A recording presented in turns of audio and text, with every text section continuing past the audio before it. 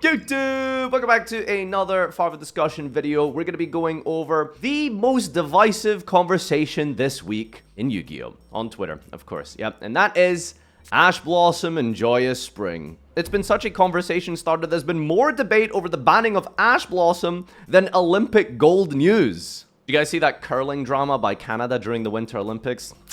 What is it with Canadians and legal cheating?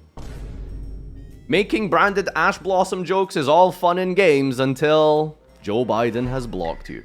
Look, I don't know why an ex-president of the United States of America has me blocked on Twitter. It's just maybe throughout the course of the last 2 years, whenever Ash was mentioned, I would tag the ex-POTUS, but listen, it's not important. POV, you used Ash Blossom against a fire deck.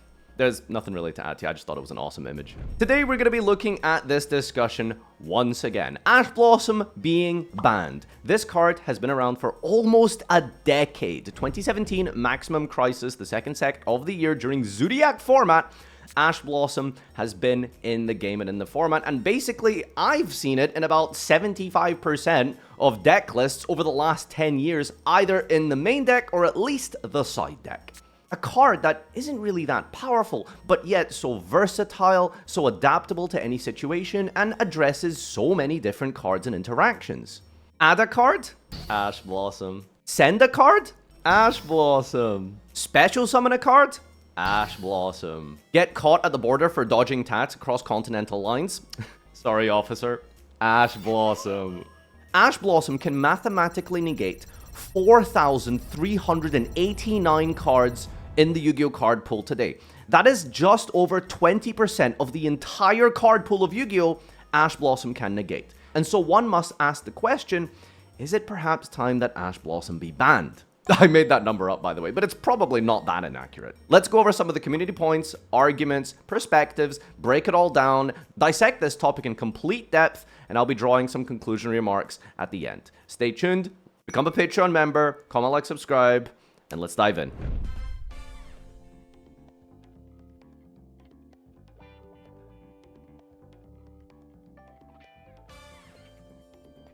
Before I get into the very specific polemics on Ash Blossom, I want to discuss an important concept here, and I want you to maybe pause for a second and ask yourself this question. Why should a card be banned? What criteria are you attributing in order for a card to go on the Forbidden Limited list? If you really just try and think about that question and break it down in your mind, it might create certain paradoxes. You might find yourself being biased and contradicting yourself when looking at other cards. We all do this naturally as human beings.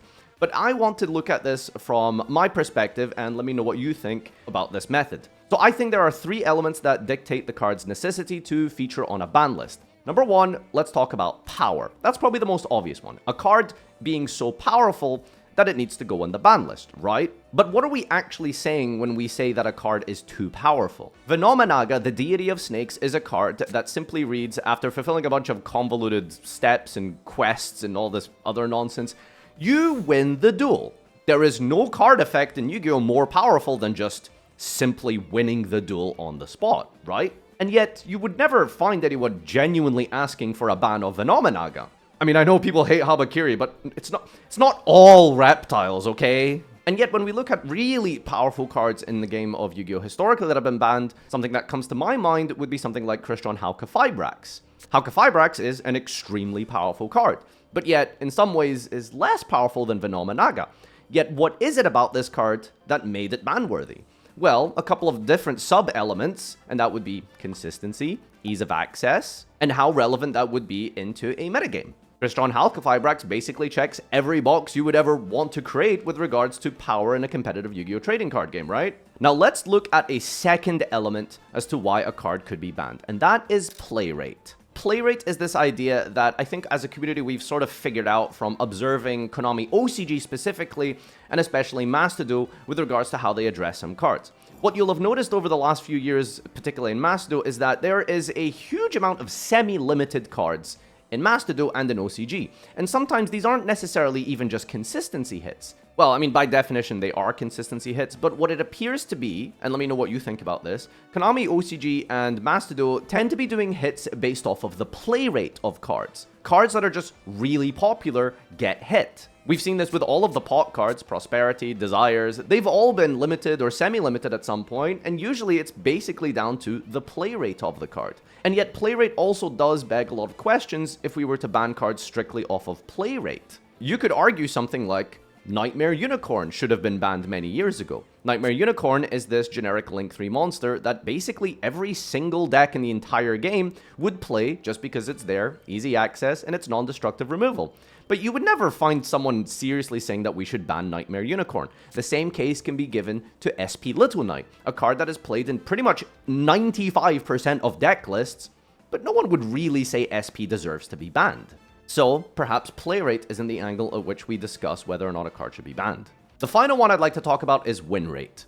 In 2019, there was a website which was really popular when analyzing the dueling book statistics of Yu-Gi-Oh! Dueling Book being a manual simulator platform that TCG players played the competitive game on, and it was basically the place to be to play the competitive TCG outside of real-life events. And it had an incredible amount of data and statistics associated with it.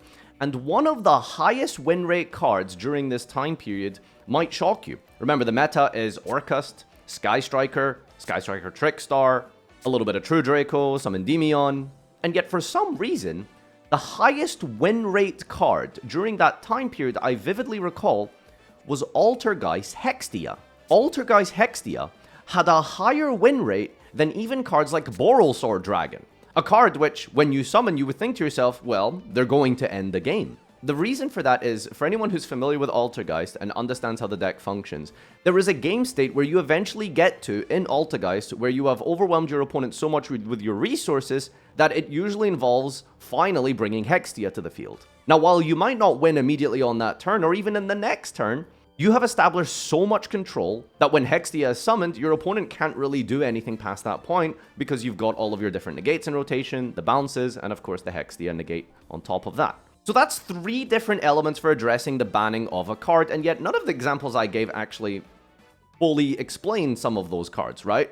But I think if you put all of them together, you can maybe find something in the middle that meets all of these points. And I think that when a Yu-Gi-Oh card meets all of these points, you might find a card that is worth banning. But let me know what you think about this theory. Peep says, I don't know why we're circling the drain on the Ash Blossom conversation. Yeah, the card should be banned, obviously. Unfortunately, it boils down to how someone feels about the Charmies. If you like the Charmies, you hate Ash and vice versa. But it extends beyond this too. Ash's ubiquity is incredibly frustrating and is aging in a direction towards always benefiting the going first player. Charmies, Ash. Book of Eclipse, Ash. Dominators, Azuna, the new Synchro Hand Trap, all can be ashed. Since Charmies are so integral to the balance of going first versus going second in Yu-Gi-Oh's design right now, that puts Ash in a position where if the player going first has it, they're more favored to win that game than they already were. So what Peeps is doing here is equating Ash Blossom to something like Call by the Grave. There are so many go second elements in the game of Yu-Gi-Oh now that have been designed to help the go second player, which Ash Blossom is actually negating, just because of how generically open-ended Ash's effect is. And Call by the Grave is, well, you can go check my other video on Call by the Grave. The point here is that Ash Blossom is a card that's supposed to help you going second, and yet ironically over the last few years, it's helping you go first more. Celza states, seeing everyone all of a sudden believe that Ash Blossom and Joyous Spring is a problem, I get it. Mulch Army cards are needed to combat these insane combo decks, but that's the problem with the decks, not Ash Blossom. Get rid of bridges and insane combos, and we don't need Charmies. But I think previously Peeps' take, and I believe it's something that Joshua Schmidt talks about a lot as well, is this idea that the Charmies should resolve. And because the Ash Blossom is effectively acting like a Call by the Grave, well, these cards are becoming nullified. But what Cells is saying here is that basically the problem is the reason the Charmies were made in the first place. It's the crazy combos, the insane bridges, the unbelievable amount of special summoning in the game that has caused the power creep to only increase.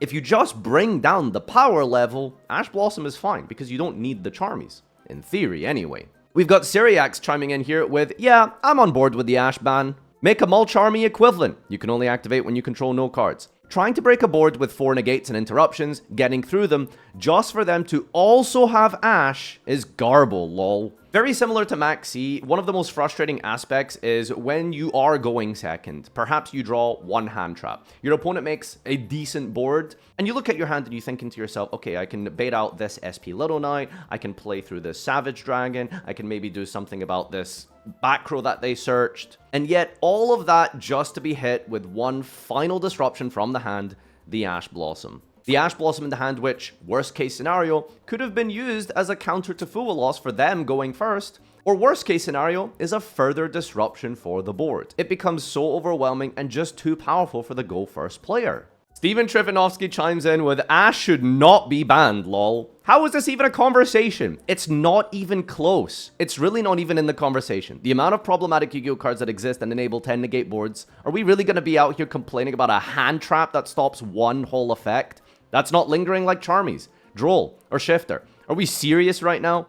Okay, well, let's break down this first paragraph here. Triff is saying that out of all of the problematic cards in the game, we're going to be complaining about the 1-for-1 trade compared to lingering card effects, multiple Omni negates, and crazy end boards. And while I think that is kind of an interesting point, perhaps it doesn't really address the core issue. Just because there are other more problematic cards, it doesn't mean the first problematic cards could also not be bannable, right? Like, yes, there are cards worse than Ash, but that doesn't mean Ash is out of the equation. Do you see what I'm saying? What kind of a noob do you have to be to come to this result like, oh, shucks, Ash made me pass my turn? Listen, branded players, there are other decks for you.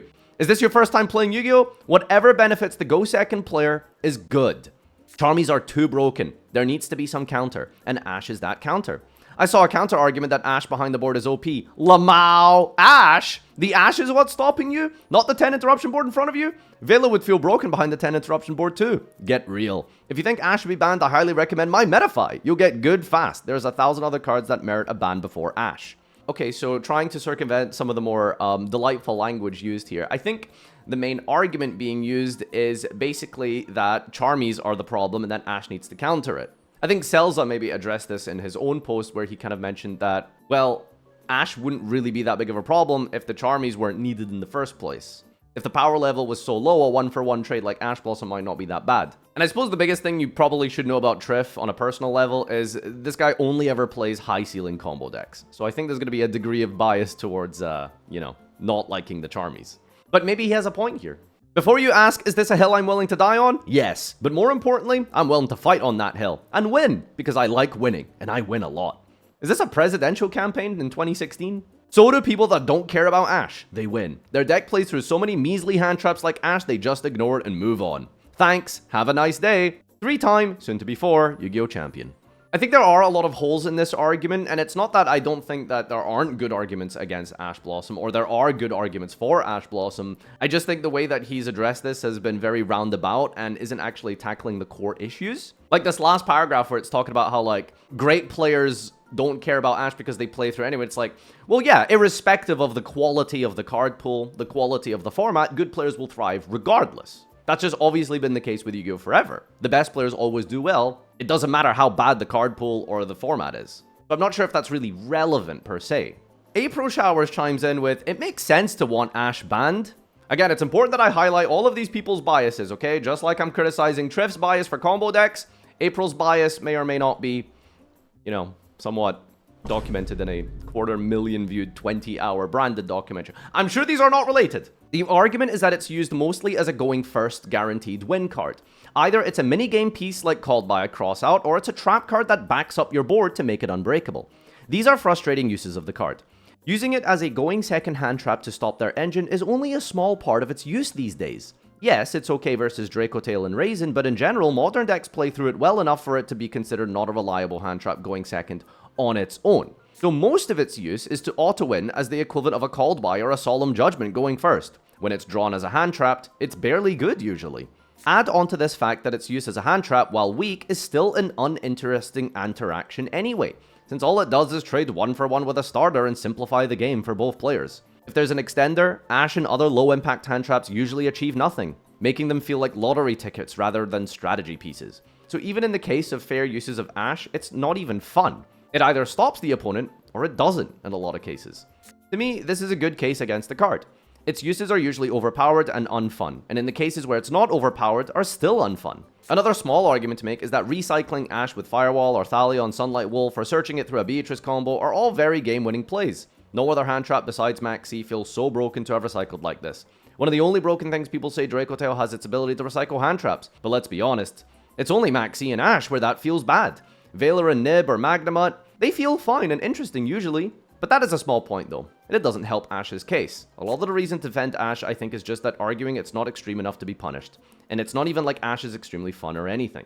The LDR, good ban. Well, I think this was articulated pretty well, but I also think there's a couple of holes in here. Now, while the one-for-one interaction not being fun is definitely an interesting point, I mean, in an ideal world, you would probably want one-for-one interactions, right? We don't want lingering blanket card effects. If my card trades with your card, then that should meaningfully reduce the size of your end board. The real issue that April did actually mention as well is that Ash Blossom either stops your opponent or it doesn't.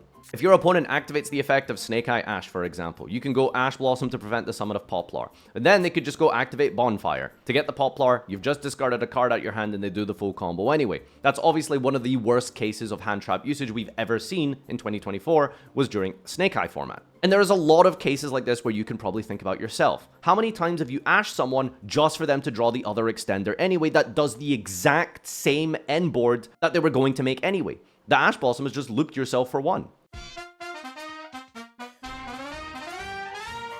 So, we've seen all kinds of different directions, discussions, positives, negatives, and I think we've covered most ground regarding Ash Blossom in today's metagame. In my opinion, I don't think I really have the strongest take about Ash Blossom. Gun to my head, pick a side.